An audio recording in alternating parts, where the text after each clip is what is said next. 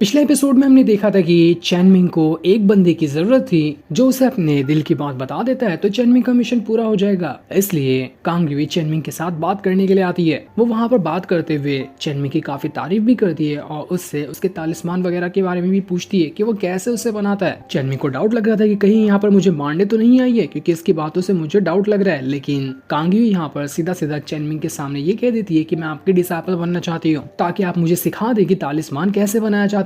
इसलिए चैनमिंग उसे अपना डिसाइपल बना लेता है और मिशन पूरा होने की वजह से चैनमिंग का ब्रेक थ्रू हो चुका था, जिस चीज से चैनमिंग बहुत ज्यादा खुश होता है और उसे ट्रेजर भी मिले थे। जिसके बाद यहाँ से ये एपिसोड शुरू होता है। तो इस एपिसोड की शुरुआत में हम कांग यूई को देखते हैं जो अपने घर की तरफ आ रही थी, लेकिन जैसे वो घर के पास आती है उसे वहाँ पर उसका एल्डर दिखाई देता है जो कि बिल्कुल अजीब तरह से खड़ा था, मानो कि उसको किसी ने पॉइजन दे दिया या फिर उसको किसी ने मार दिया। कांग यूई एकदम हैरान रह जाती है कि आखिर ऐसा कौन कर सकता है, कौन घुस बैठिया यहाँ पर घुस कर आया था जिसके बारे में मुझे पता नहीं चला। तो वो वहाँ पर फटक से अपना तालिस्मान निकाल लेती है ताकि जो भी आया होगा उसके ऊपर हमला कर सके। तब सामने से श्यामी निकल कर आती है। श्यामी कांग यूई के घर में घुस गई थी ताकि उसके बारे में जानकारी निकाल सके, और जानकारी निकालने के बाद श्यामी को ये पता चला था कि कांग यूई जो है वो असल में बान डायनेस्टी की एक प्रिंसेस है। इस बात को वो अभी तक के छुपाई हुई है, किसी को नहीं पता था कि असल में ये कांग यूई की ओरिजिनल आइडेंटिटी क्या है, लेकिन श्यामी ने इसे जान लिया। श्यामी यहाँ पर कांग यूई से कहती है कि अगर मैं ये जानकारी चैनमिंग या फिर बाकियों को बता दूं तो तुम्हारे लिए तो बहुत बड़ी गड़बड़ी हो सकती है। क्या कहती हो, बता दूं कि सबको तुम्हारी ये जानकारी? जिस पर कांग यूई कहती है लगता है कि पिछली बार जो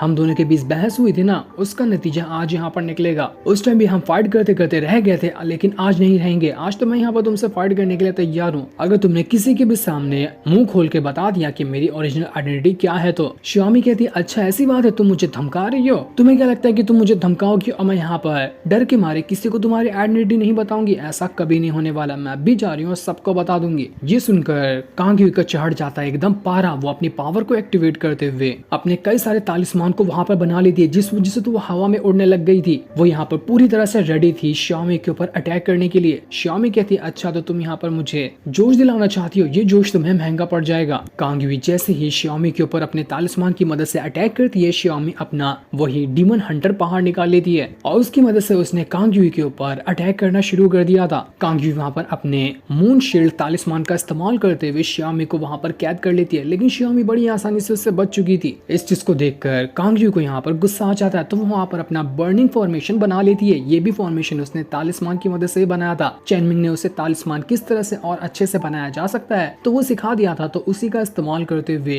कांग यूई अच्छा तालिस्मान बनाकर श्यामी के ऊपर अटैक कर रही थी। कांग यूई ने जो यहाँ पर फॉर्मेशन बनाया था उसके अंदर से एक फायर बर्ड बाहर निकल कर आती है। वो सीधा का सीधा यहाँ पर श्यामी के ऊपर अटैक करने को तैयार थी। इसलिए अब यहाँ पर श्यामी वो अटैक रोकने के लिए अपनी स्काई डिवोरर डीमन स्पिरिट को बाहर निकाल लेती है। वो स्पिरिट बहुत ज्यादा बड़ी और काफी ज्यादा स्ट्रॉन्ग थी, तो डीमन स्पिरिट और फायर बर्ड दोनों आपस में टकराकर एक दूसरे को ही खत्म कर देते हैं। इसके बाद श्यामी ने अपनी सुई कांग यूई की आंख में डाल दी थी और कांग यूई ने अपना तालिस्मान श्यामी के गले पे रख दिया था। मतलब कि यहाँ पर इनकी फाइट ड्रॉ हुई, विनर निकला ही नहीं कि कौन यहाँ पर विनर बना और कौन यहाँ पर लूजर बना। श्यामी कहती है कांग यूई से कि देख मुझे यहाँ पर ना तेरे से कोई मतलब नहीं है, बस मुझे एक चीज से मतलब है कि तू बहुत ज्यादा ना चिपकने लग गई है चैनमिंग से, उससे दूरी बना कर रख, मेरा तेरे से मैटर खत्म हो जाएगा, क्योंकि चैनमिंग सिर्फ मेरा है और मैं उसे किसी और का होने नहीं देने वाली। कांग यूई कहती अच्छा वो तुम्हारा कब से हो गया, कौन सी दुनिया में जी रही हो? अभी तो उसने मुझे अपना डिसाइपल बनाया है, मैं उसके डिसाइपल बनने के बाद ना ज्यादा टाइम उसके करीब रहूंगी, और ये करीबी कहाँ से कहाँ तक जा सकती है उसके बारे में तुम सोच भी नहीं सकती। तो तुम अपना रास्ता साइड कर लो, अब चैनमिंग तुम्हारा कभी वापस से हो ही नहीं सकता। श्यामी को एकदम सदमा लग जाता है कि अरे चैनमिंग ने तुम्हें अपना डिसाइपल कैसे बना लिया, ये कब हुआ? मुझे तो इसके बारे में कोई खबर ही नहीं थी। कांग यूई कहती कि खबर होगी भी कैसे, क्योंकि वो तुम्हें कोई इंपॉर्टेंस देता ही नहीं है, तभी तो उसने तुम्हें कुछ नहीं बताया। देख लेना मैं तुम्हारा पत्ता साफ कर दूंगी यहाँ पर इस सेट के अंदर से। चैनमिंग को लेकर तो ये दोनों आपस में ही लड़ने लग गई थी। क्या किस्मत है चैनमिंग की, यहाँ पर 2-3 लड़कियां उसके लिए लड़ रही है और कईयों के पास तो एक भी नहीं होती है। श्यामी वहाँ पर कांग यूई को धमकाते हुए जाती कि देख लेना तुझे जो करना है ना कर ले, लेकिन मैं तेरे आंखों के सामने से चैनमिंग को उड़ा ले जाऊंगी, तुझे इसके बारे में खबर भी नहीं होगी। कांग यूई भी कहती है जो होगा जो तुम कर सकती होगी ना वो तो अपने आप मालूम पड़ जाएगा, मुझे कुछ करने की जरूरत भी नहीं है। इसके बाद हम अगली सुबह का सीन देखते हैं। वहाँ पर चैनमिंग के पास जो बीस्ट का एग था वो उसे बड़ा करने की कोशिश कर रहा था, काफी हद तक कि वो बड़ा हो गया था, मानो कि अभी वो यहाँ पर टूट जाएगा, उसके अंदर से बीस्ट बाहर निकलेगा। कांग यूई ने अपना फायर एलिमेंट फॉर्मेशन बना दिया था, जो फॉर्मेशन यहाँ पर उस अंडे को नरिश कर रहा होता है ताकि अंडा जल्द से जल्द यहाँ पर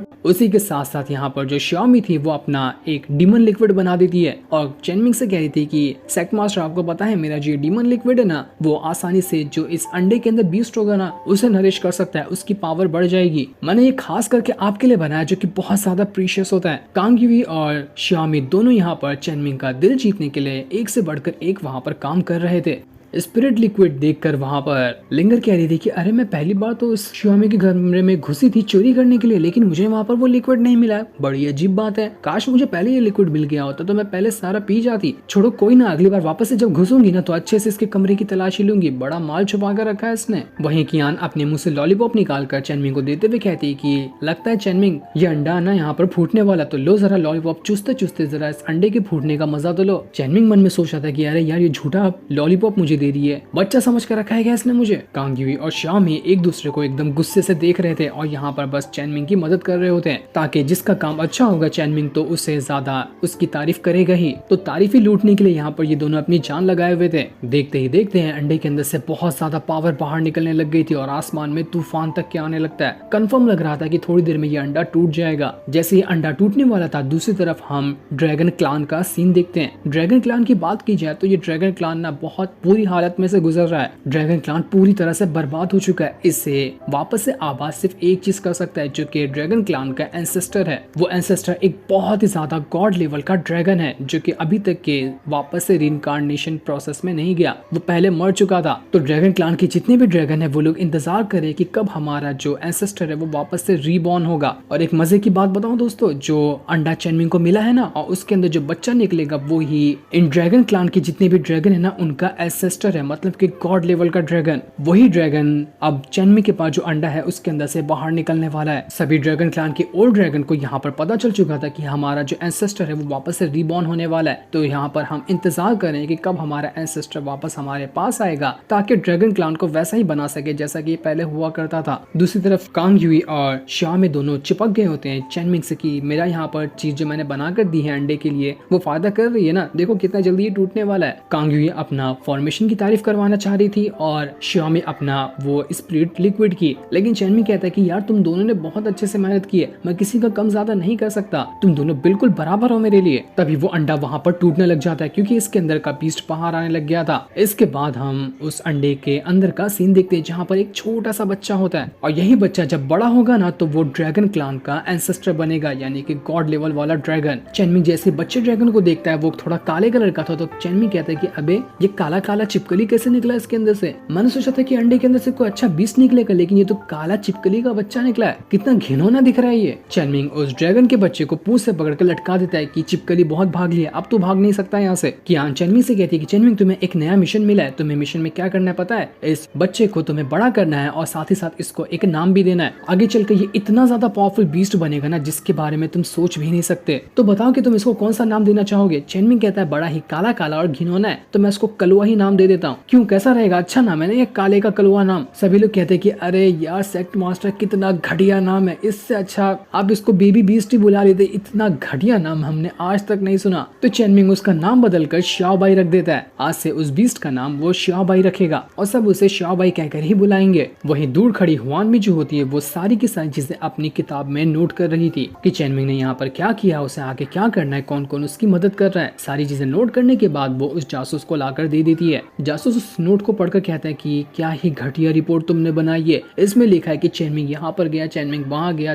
सारा दिन इसने दारू बनाए, दारू बनाकर पिया, कांग युई ने इसको ये बनाकर लाके दी, श्यामी ने ये किए, उन दोनों ने उसको सेड्यूस किया। अरे यार इतनी घटिया रिपोर्ट बनाई है, इसकी कोई हद नहीं। मैंने तुमको रिपोर्ट बना के लिए भेजा था ताकि तुम मुझे चेनमिंग की कोई कमजोरी बता सको, लेकिन तुम तो उसका डेली का काम लिखकर यहाँ पर लेकर आ गई, ऐसे थोड़ी ना कोई रिपोर्ट बनाता है। हुआनमी जासूस से कहती है अरे चेनमिंग दिन में कुछ काम करता ही नहीं है, सारा दिन तो वो टाइम पास ही करता रहता है, तो मैं रिपोर्ट में लिखूं क्या, जो डेली वो काम करता है वही चीज मैंने इसमें लिख दिया। वैसे तुम्हारा घर बड़ा खाली खाली लग रहा है, लगता है कि चेनमिंग से जो तुम्हारे ऊपर उधार थे ना उसे चुकाने के लिए तुमने घर का सारा सामान बेच दिया, अब तुम बिल्कुल फटीचर बन चुके हो, तो मुझे नहीं लगता कि तुम्हारे पास अब पैसे बचे होंगे मेरी फीस भरने के लिए। जासूस के अंदर से वो जो बॉल जिसने उसको अपना मास्टर बनाया था वो उससे कह रहा होता है कि लगता है ना कि हुआनमी यहाँ से जाने वाली है, तुम्हारे पास पैसा ही नहीं बचा कि तुम और देर के लिए हुआनमी को हार रख सको ताकि वो चेनमिंग की कमजोरी तुम्हें ला कर दे। तो तो अब तुम्हें कुछ और तरीका ढूंढना पड़ेगा चैनमिंग की कमजोरी ढूंढने का। जासूस वहाँ पर हुआनवी से कहता है, देखो मैं यहाँ पर फटीचर हूँ या फिर अंबानी का बेटा क्यों ना रहूँ, तुम्हें उससे कोई मतलब नहीं, तुम्हें जितने पैसे मिलने रहेंगे ना मैं तुम्हें पैसे दे दूंगा, बस मुझे चैनमिंग की कमजोरी चाहिए, लेकिन आज के बाद इतनी रद्दी वाली रिपोर्ट कभी मत ला कर देना। हुआनवी कहती, देखो यहाँ पर तुम मुझे पैसे दो या ना दो उससे मतलब नहीं है, लेकिन मुझे चैनमिंग जो है ना ये बंदा बहुत पसंद आ गया, बड़ा ही इंटरेस्टिंग बंदा है, तो मैं तुम्हारे पैसे लिए बगैर भी इसके ऊपर नजर रखने वाली हूँ। जानना चाहती हूँ कि आखिर ये बंदा इतना कमाल का कैसे हो गया। वो जासूस कहता है कि बस बस बहुत हो गया, तुम मुझे भिखारी समझती हो कि मैं तुम्हें पैसे नहीं दे सकता, मैं इतना भी भिखारी नहीं बना, तुम्हारी जितनी फीस होगी ना मैं अपनी फीस निकाल कर दे दूंगा, बस मुझे कैसे भी करके चैनमिंग की कमजोरी चाहिए ताकि मैं उसे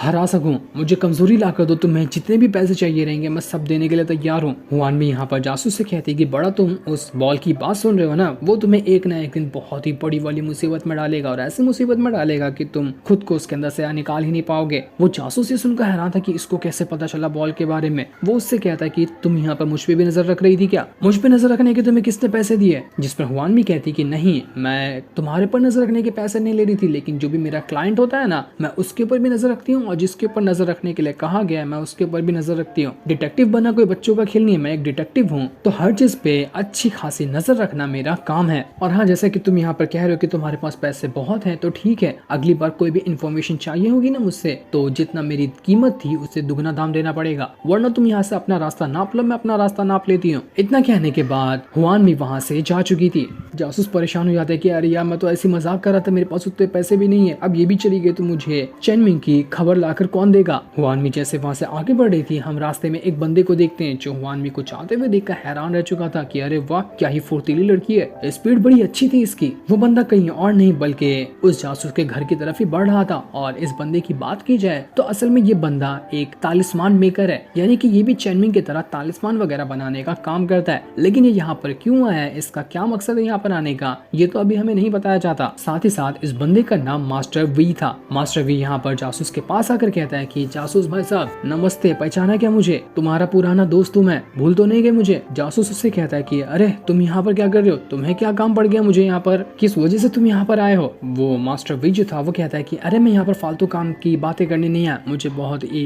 बड़ा काम की बात करना है। वो यहाँ पर जासूस को कुछ काम के बारे में भी बताता है, लेकिन वो क्या कह रहा था ये अभी हमें नहीं बताया जाता। लेकिन वो इतना कहता है कि ये काम बस मेरा कर दो, उसके बदले जितने पैसे होंगे मैं पैसे देने के लिए तैयार हूँ, बस अपना मुंह खोलो और वो कीमत तुम्हें दूंगा। इस चीज को सुनते ही उस जासूस के मुंह पर एक ईविल स्माइल आ चुकी थी कि अरे वाह ये काम तो मैं कर ही सकता हूँ। लेकिन वो क्या काम था ये तो हमें नेक्स्ट एपिसोड में पता चलेगा। जो सीन दिखाते ही ये एपिसोड यहीं पर एंड हो जाता है। थैंक्स।